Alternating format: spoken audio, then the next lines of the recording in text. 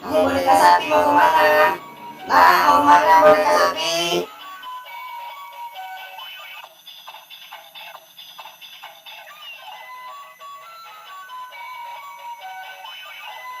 Hai boneka sapi mau kemana? Ayo nah, turun lah, nanti jatuh, turun. Nah, ayo, turun. Abang Gio, mandi bang. Udah jam berapa bang gak mandi? Ayo bang, kita mau ngantarin mami. Ayo. Kita mau. Aku gak mau. Nanti kalau kau nggak mandi, badannya gatal-gatal. Kita kan mau pergi mau ngantar mama. Kok nggak? Iyo nggak ikut. Iyo kok nggak mandi nanti badannya gatal, jorok, bah. Hah? Bawa HP-nya ke kamar mandi. Enggak. Dan yang terkasih, selamat hari Minggu. Haleluya, haleluya. Nah, bagaimana dengan video tadi? Adik-adik kenal dengan aktor-aktor yang bermain di video tadi? Ya, mungkin adik-adik kenal ya. Nah, oke, video itu adalah sebuah referensi atau sebuah contoh ya buat pembelajaran kita di hari ini tentang firman Tuhan. Nah, firman Tuhan kita di hari ini adalah belajar dari kesalahan Hofni dan Pinehas. Nah, adik-adik ada yang kenal dengan Hofni dan Pinehas? Ya, mungkin adik-adik pernah mendengarnya dan adik-adik bahkan berkata, "Kak Sangkot, Hofni dan Pinehas itu kan orangnya tidak baik. Hofni dan Pinehas itu kan orangnya jahat. Kenapa kita boleh belajar dari dia?" Nah, adik-adik, kita boleh belajar dari setiap orang, baik itu orang baik, orang yang jahat. Tetapi yang terpenting kita petik hikmat yang baik dari setiap kejadian, dari setiap keadaan, ya. Yang penting kita buat pembelajaran hal-hal yang buruk yang terjadi jangan kita lakukan, tetapi hal yang baik mari kita lakukan. Nah, tema hari ini adalah supaya kita tidak mengulangi kesalahan Hofni dan Pinehas. Siapa yang sering nih dimarahin sama orang tuanya di rumah? Oh, kok papa mama sekarang banyak ngatur ya? Dulu waktu sebelum corona tidak banyak ngatur, main game aja. Ya mungkin karena papa mama tidak memiliki waktu yang banyak juga sama adik-adik, atau mungkin perhatiannya tidak sebanyak sekarang. Nah, sekarang justru kalian boleh bersyukur karena orang tua adik-adik memperhatikan adik-adik, walaupun adik-adik harus dimarahin seperti video tadi. Nah, adik-adik, Hofni dan Pinehas adalah seorang imam dari anak Imam Eli, ya, yang melayani Tuhan yang berada di Shilo. Nah, anak-anaknya ini yaitu Hofni dan Pinehas juga melayani Tuhan di Shilo. Mereka memiliki jabatan sebagai imam. Tetapi seperti firman Tuhan dikatakan di dalam 1 Samuel ayat 1 Samuel 2 ayat 12, ya. Adapun anak-anak lelaki Eli adalah orang-orang dursila, mereka tidak mengindahkan Tuhan. Jadi ketika orang-orang Israel atau bangsa Israel, siapapun yang mau datang ke rumah Tuhan membawa korban sembelihan, korban bakaran, maka datanglah Hofni dan Pinehas menyuruh pucangnya untuk mengambil jatah buat Hofni dan Pinehas. Padahal sementara korban itu belum dipersembahkan buat Tuhan loh. Sudah duluan minta jatah imamnya, ya, sudah duluan buat dirinya, tidak mengutamakan Tuhan. Ya, harusnya itu adalah buat Tuhan, kok diambil buat dia. Nah, kalau orang Israel yang datang ke gereja itu menolak permintaan bujang itu, maka bujang itu akan sangat marah kepada orang Israel. Nah, dan bukan cuma itu aja adik-adik kejahatannya, ternyata ada lagi nih. Ada yang tahu nggak apa kejahatannya? Nah, ternyata Hofni dan Pinehas ini berbuat zina juga nih dengan orang-orang perempuan yang melayani di bait suci, di luar.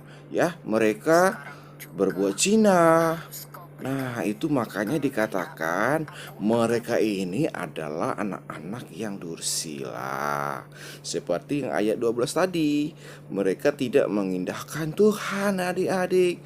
Padahal setiap orang yang melayani Tuhan itu harus kudus loh. Nah, itulah dosa-dosanya. Nah, sebagai orang tua yang sayang pada anaknya, Imam Eli datang tuh menegur mereka.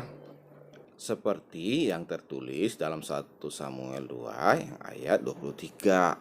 Berkatalah ia kepada mereka, yaitu Imam Eli, kepada Hofni dan Pinehas, "Mengapa kamu melakukan hal-hal yang begitu, sehingga aku dengar dari segenap bangsa ini tentang perbuatan-perbuatanmu yang jahat itu?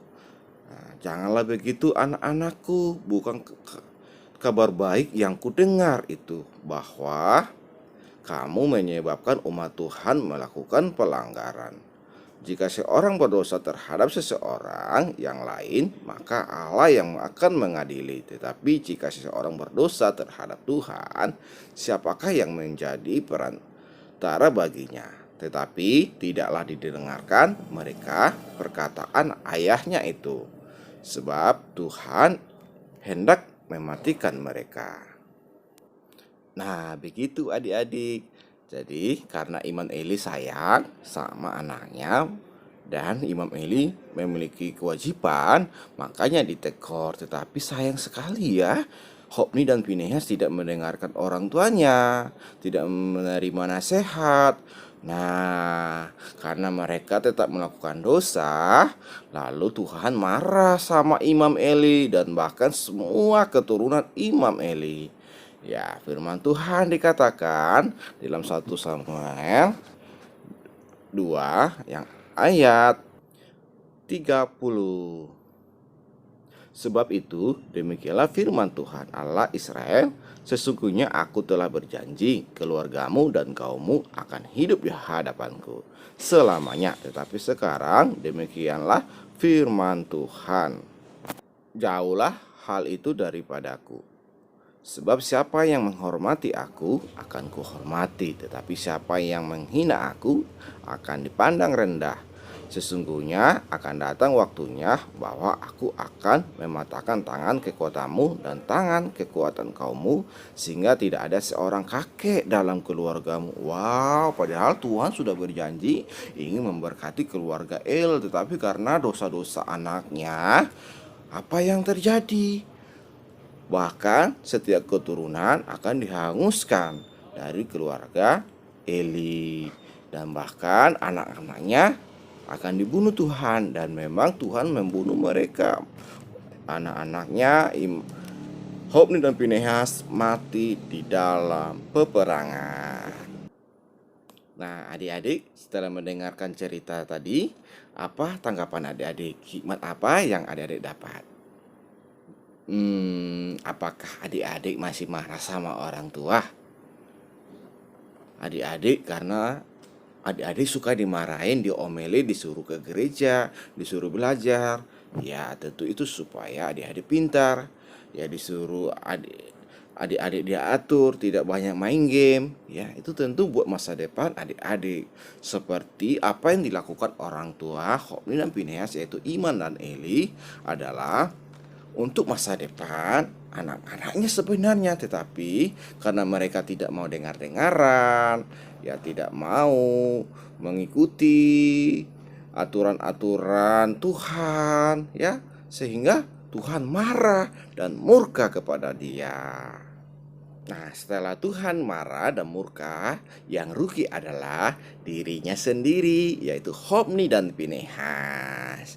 Nah, kita baca nih adik-adik dalam Efesus 6 ayat 1 sampai yang ayat ke-4. kita baca ya bersama-sama. Ini jadi ayat hafalan ya. Hai anak-anak, taatilah orang tuamu di dalam Tuhan, karena haruslah demikian. Ya, dan ayat keduanya, hormatilah ayahmu dan ibumu. Ya, ini adalah sesuatu perintah yang penting seperti yang nyata dari janji ini.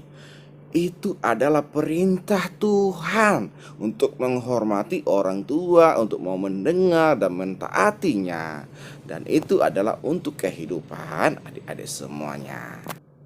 Nah, adik-adik, tadi sudah lihat juga video pertama. Seorang ayah memarahin anaknya, ya, dan dia sampai menurunkannya, ya. Tetapi itu tentu adalah buat si anak itu. Coba bayangin, kalau orang tuanya tadi membiarkan dia tetap naik di atas selalu jatuh, siapa yang rugi? Ayo coba. Tentu yang paling rugi dan terrugi, yang paling rugi yaitu adalah anaknya sendiri yang rugi. Ya, dia bisa sakit, bahkan bisa lebih daripada sakit loh. Ya, karena tidak mau dengar-dengaran. Nah, adik-adik, ketika orang tua mengajar dan menyuruh dan membuat aturan buat adik-adik, ikuti dan lakukanlah itu. Dan itu buat masa depan adik-adik semuanya. Karena kita memiliki tugas dari Tuhan, yaitu untuk mentaati orang tua dan menghormati mereka. Dan orang tua juga memiliki tugas dari Tuhan loh. Apa itu? Coba baca Efesus 6 ayat 4. Dan kamu bapak-bapak, janganlah bangkitkan amarah di dalam hati anak-anakmu, tetapi didiklah mereka di dalam ajaran dan nasihat Tuhan. Didiklah di dalam ajaran dan nasihat Tuhan. Nah, kalau adik-adik disuruh rajin berdoa, rajin ke gereja, dan rajin berbuat baik, ya, itu adalah ajaran Tuhan. Dan itu adalah perintah Tuhan yang orang tua harus lakukan buat masa depan adik-adik dan juga buat masa depan keluarga adik-adik. Ya, mari kita belajar dari Hofni dan Pinehas. Jadi pembelajaran berikutnya tentang firman yang kita hari ini adalah jangan pernah sakit hati sama orang tuamu bila engkau selama ini suka dimarahin, dilarang main game, dilarang keluar kemana-mana. Ya, tidak seperti dulu karena orang tua takut kamu kena virus corona dan orang tua takut kamu salah dalam pergaulan. Ya, jangan sakit hati, jangan marah sama orang tua, tetapi turuti orang tuamu karena engkau takut akan Tuhan. Mari kita berdoa. Tuhan Yesus, terima kasih berkati kami, boleh sehat dalam lindungan-Mu, dan berkati semua anak-anak sekolah minggu ini di dalam berkat-berkat Tuhan. Jadikan mereka anak-anak yang takut akan Tuhan, yang mengerti akan sebuah kebenaran, yang mengimani setiap firman-Mu dalam nama Tuhan Yesus. Nah, kami berdoa dan mengucap syukur. Haleluya. Amin. Shalom.